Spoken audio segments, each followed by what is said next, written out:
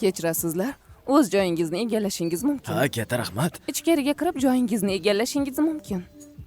Bugun Soxta nikohning 10 ta xavfi nomli dramaning premyerasiga xush kelibsiz. Avvalo sahnaga aktrisa Oxanani taklif qilamiz. U serialda Yuna rolini o'ynagan. Juda chiroyli ko'rinyapsizlar. Barakalla. Oxanaga savolim bor edi. Onangiz direktor Ansuki, sobiq mashhur aktrisalardan. Bu gal sizga biror maslahat berdilarmi? Mendan avvalgi avlod aktrisasi hamda onam sifatida ular menga juda ko'p narsani o'rgatadilar. Lekin bu safar maslahatlar o'rniga menga turmush qurishning xavflari haqida gapirib berdilar. Javob uchun katta rahmat. Janob Konsanyon, ekrandan rafiqangiz rolini o'ynagan Oxana xonimga fikringiz qanday? Haligi Oxanani sevgilisi bo'lmagani uchunmi bilmadim. Umuman muhabbatni ko'rsatib bera olmadi. Men hech qachon munosabatda bo'lmaganman demaganman-ku.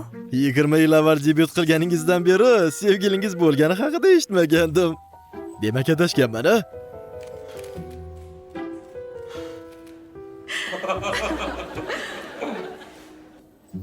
Nima, men sizga yoqamanmi? Tushunmadim nima?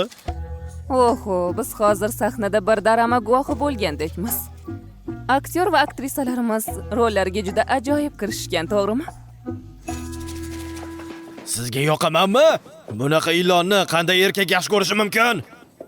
Ha, aytganchi. Titrlarda birinchi chiqishiga ruxsat bergandim-ku, lekin nega sahnaga ham birinchi chiqdi? Sanyon, tushunishingiz kerakki, kompaniya reliz vaqti buni oqko'ngillik deb ko'rsatmoqchi. Bu meni obro'yimni yerga toptayapti, shuni tushunmayapsanmi? Oxanani gonorari qanday ekan? Hech bo'lmasam shunda oldindamanmi? Voy, qo'ysangizchi. Kim bosh qahramondan o'sha qizga ko'proq to'lagan bo'lardi. Oyisi bo'lmasa bir tinga qimmat-u. Katta sifatida hurmat qilishim kerakmish. Bu sohada hamma uni onasini qizi ekanligini biladi. Hatto ko'pakdek obro'si yo'q. Eshikni yop. Oyi, bilasizmi, hozir juda ham jahlim chiqqan. Konsanyon meni onasini qizi deb atadi. Juda ham xafa bo'ldim. Uni jazolang. To'xtang, direktoran. Buni aytmaganda. Voy, yaramas, senga nima bo'lgan? Nima bo'lgan? Nima aqldan ozdingmi bu nima qilganing? Ha, butunlay aqldan ozganman. Onamni juda qo'rqinchli ayol ekanini bilasan-a? Bilib qo'y, men ulardan ham dahshatliroqman. Qani bu yoqqa kel. Sanyon, bu yoqqa kel dedim. Hoziroq kel. E'tibor bermaysiz? Hoy, to'xta. Hoziroq yonimga kel. Hozir drondan suratga olamiz. Davlatdan ruxsat ham oldik, xavotir olmang. Bemalol ketishingiz mumkin.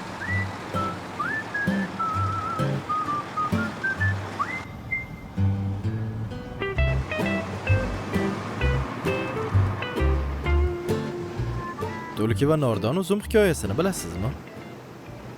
Tulki uzumni uzib yemoqchi bo'lgan, lekin umuman bo'yi yetmagan. Nima deb o'ylaysizki, nima qilgani? Bilmasam. Nordon bo'lsa kerak yemayman degan. Keyin indamay ketib qolgan. Keyin esa o'zim tomon qaramagan ham.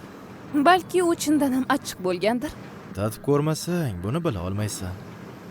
Afsuski, tulki hamon bilgani yo'q. O'sha uzumni olish uchun ketkazgan vaqtiga achinmaysizmi? Yemagan bo'lsa, ha, yeya olmagan bo'lsa, yo'q. U tepaga chiqaman deb yiqilishi va keyin oyog'ini sindirishi mumkin edi. Oyog'i sinsa keyin qanday harakat qiladi? Uzum achchiq bo'lsa bundan ham battar. Sizningcha shunday ham taslim bo'lmasligi kerakmidi? Agar yordamga do'sti kelganda-chi? Unga yelkasini tutganda-chi? Shunda o'zimni yeya olishardi. Menga yelkadosh bo'l, ijra. Lekin do'sti shunchaki undan yuz o'girib ketib qolishi ham mumkin. Keyin o'tgan vaqtni ortga qaytarib bo'lmaydi. Ijra, nima sendan o'g'irladi deb o'ylayapsanmi? Aqldan ozdingmi? Bizni eshitishyapti. Oy. Cho'ychi, nima qilyapsiz? Nega uni yoqasidan olding? Prodyuser-kun, rejissyorni tugmasi tushib ketdi. Bu ahvolni ko'rib qo'rqib ketdim. Juda yomon holat bo'ldi. Rejissyor, hammasi yaxshimi? Ha, tugma yaxshi tikilmaganga o'xshaydi, shamoldan osilib ketdi. Yoki kimdir esladimi deyman-a? Rejissyor janoblari ham charchaganga o'xshaydi. Har baloni gapiryapti-ya. Oy, cho'ji. Rejissyorning tugmasini tikib ber. Yaxshi. Qo'rqib ketdim-e.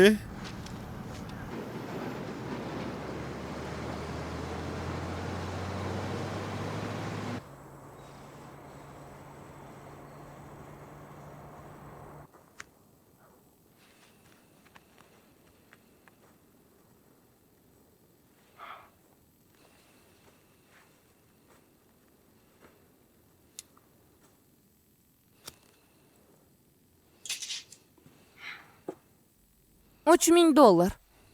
Nima? Ssenariyni $3000 ga sotaman. Baribir meni ruxsatimsiz uni suratga ola olmaysan.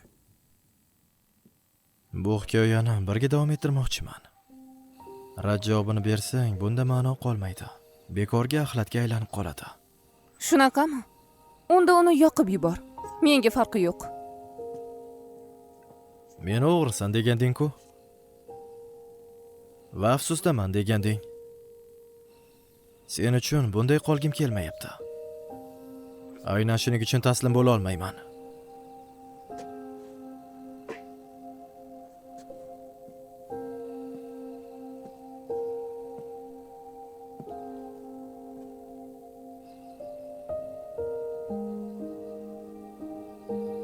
Men seni qaytaraman.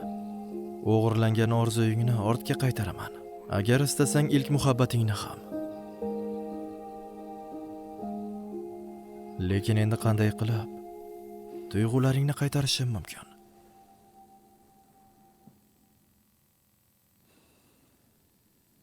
Qani ayt.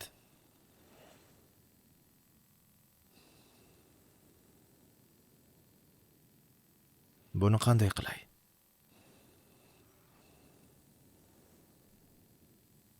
Anchadan beri bitiruvchi emasmiz.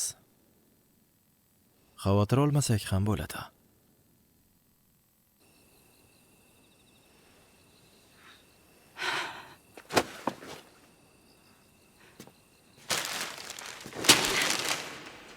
G'ardi yaramas ekansan.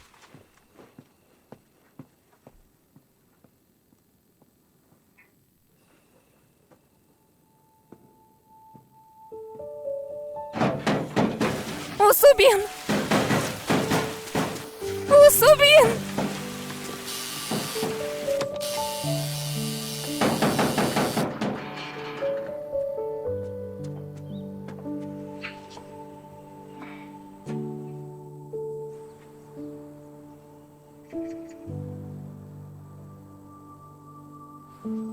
Buncha sovuq.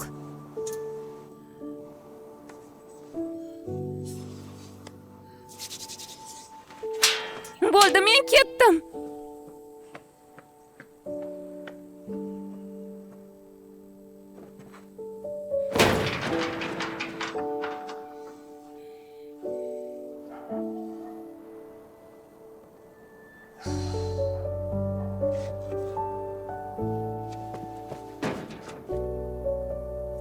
Nima?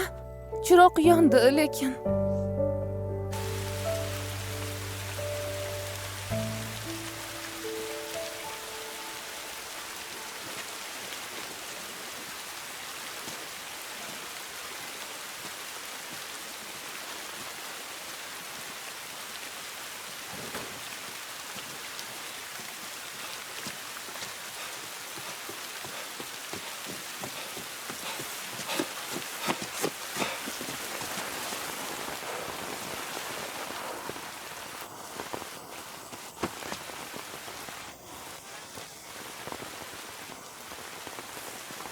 nega maktabga bormayapsan?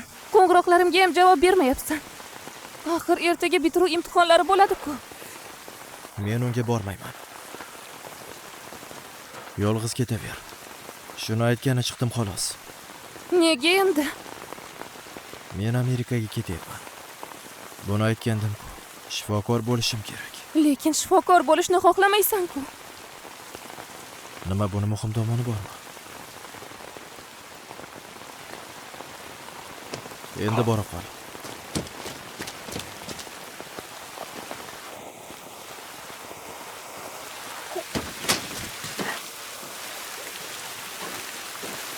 Bunga bir qara.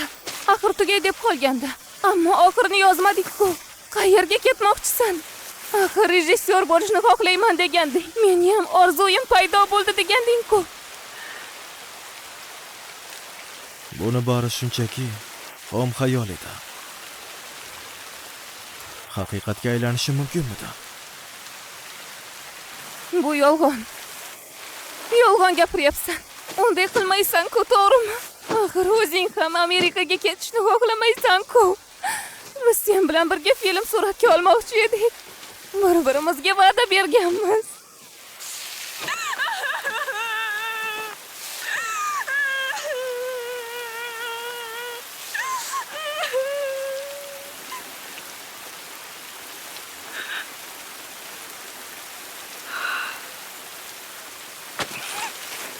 Yonson balladasi. Unda buni o'zing bilan olib ket.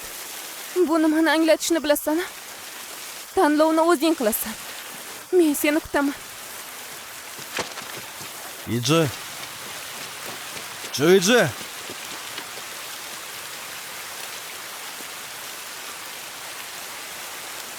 Yonson balladasi.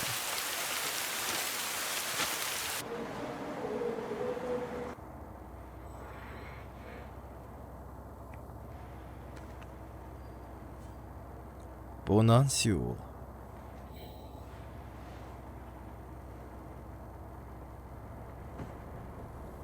Avtobus ketyapti.